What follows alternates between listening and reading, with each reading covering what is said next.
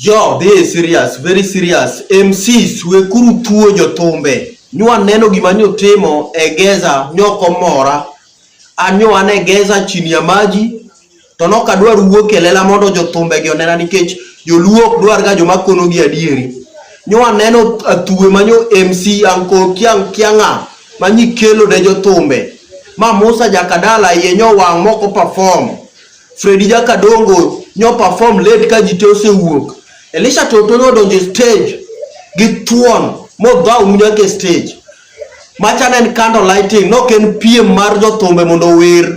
Kata ngene inda dwa wer sadi Musa Jakadala dwa wer sadi wekuru fuo unempi MCs. Udwa ketho ne jothumbe tuo jothumbe. Nya neno kacha ka Prince Inda kanyo seluongi kasto wacho maber ni bang Prince Inda Musa Jakadala donjo. Kasta dire ka jog Musa Jakadala osedonjo stage mopangore kasto chakuluongo ng'ama chielo machana en tim mane manu dwa timo kachacha weuru tuo jothumbe machano ken piem mar jothumbe kudwaro show ma jothumbe pieme diulosuru festival diulos event mora mondo ket jothumbe go pieme weuru tuo jothum kendo Musa Jakadala nyoko perform nyo dhika yo wang mokalo Elisha Totono perform mana gi tuon en ubaguzi mane wanyutemo timo Angomiyo inda kanyo donje stage to noku interfere go. Nudwa ni jothumbe gi kudwa loso event, losuru event ma jothumbe pieme. Samodhi yuago ng'ato, umiyo ng'ato ka ng'ato kakukete. Moni go beri kata ni inda to ne chako wer saa achiel. Musa Jakadala lo wer saa ariyo iye kocha. To upcoming artist uketo piny. Ni upcoming artist ka dhi yuago to ni tuchuno nyaka gol pesa koko yuak. Wekuru milo runo MCs.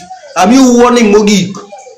Wekuru miloru kudwaro kuma ji pieme midang'eni ng'ane perform sadi ng'ane kiote mornade dhi ulos event magu wekwalo gi jipo kendo Freddy Jakadongo gi Musa Jakadala kaachiel gi Prince Inda jodwa wer kumoro achiel e thumgi mane giwero gi Tony Ndiema to MC gi kela wich rach who do they think they are Uncle Sam gi Jendeke who do you think you are kosen ben mapendekezo mane manukelo ne ji egeza kanyo mapendekezo mane manukelo ne ji egeza kanyo manyo kudwa ni Musa Jakadala gi Freddy Jakadongo perform gi Tony Ndiema mane giwero gi Prince Inda gini wekuru walo gi ji wekuru tuo jothumbe nyua neno gimani utimo egeza nyoko mora anyo anegeza chini ya maji tonoka dwar wuok elela mondo jothumbe gi onena nikech joluok dwar ga joma kono gi adieri Nyua neno tuwe manyo MC anko kianga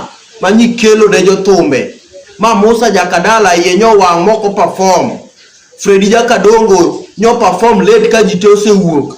Elisha Totono donje stage gituon mo dha unyake stage. Machanen candle lighting no ken PM mar jothumbe mondo wer. Kata ngene inda dwa wer sadi Musa Jakadala dwa wer sadi wekuru fuo unempi MCs. Udwa ketho ne jothumbe tuo jothumbe.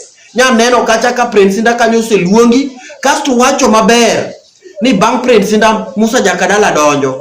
Kasta dire ka jog Musa Jakadala osedonjo stage mopangore kasto chakuluongo ng'ama chielo machana en tim mane manu dwa timo kachacha weuru tuo jothumbe machano ken piem mar jothumbe kudwaro show ma jothumbe pieme diulosuru festival diulos event mora mondo ket jothumbe go pieme weuru tuo jothum kendo Musa Jakadala nyoko perform nyo dhika yo wang mokalo Elisha Totono perform mana gi tuon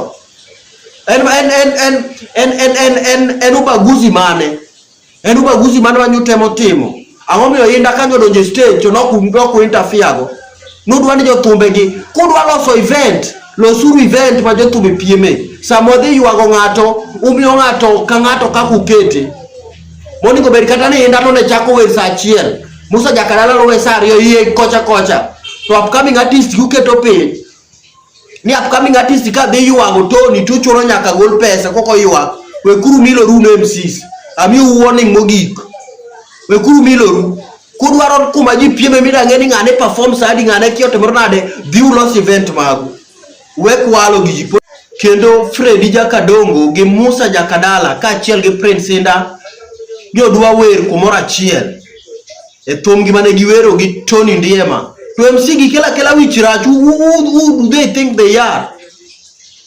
Uncle Sam, Gijendeke, who do you think you are? Kosen ben mapendekezo mane manukelo ne ji egeza kanyo. Mapendekezo mane manukelo ne ji egeza kanyo. Manyo kudwa ni Musa Jakadala gi Fred Jakadongo perform gi Tumto ni ndiema mane giwero gi Prince Ndagini. Wekuru walo gi ji, wekuru tuo jotombe. Nyua neno gimanyo timo egeza nyoko mora. Anyo ane egeza chini ya maji. Tonoka dwa ruwo kelela mondo jotombe gi onena nikech joluok dwar ga joma kono gi adieri. Nyua neno tuwe manyo MC anko kianga manyi kelo de jotombe. Ma Musa Jakadala yenyo wang moko perform. Freddy Jakadongo nyo perform late ka jite osewuok. Elisha Toto no donje stage gi tuon mo dha ke stage. Machana en candle lighting no ken PM mar jotombe mondo wer. Kata ngene enda do wer sadi Musa Jakadala do wer sadi we kuru fuo unempi MCs. Udwa ketho ne jotumwa tuo jotombe. Nya neno kacha ka Prince Inda kanyo se luongi kasto wacho maber ni bang Prince Inda Musa Jakadala donjo.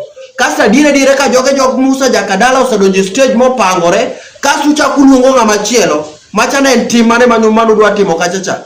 We uru tuo jotumbe machano ken piem mar jotumbe. Kudwaro show ma jotumbe pieme dhi ulos uru festival dhi ulos event mora mdu ket jotumbe go pieme.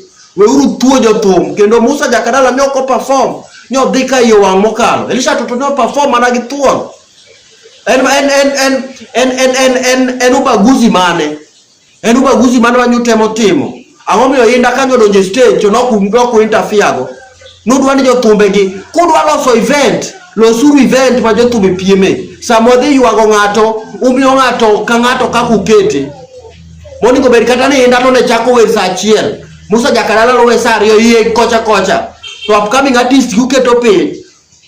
Ni upcoming artist ka dhi yuago Tony tuchuno nyaka gol pesa koko yuak.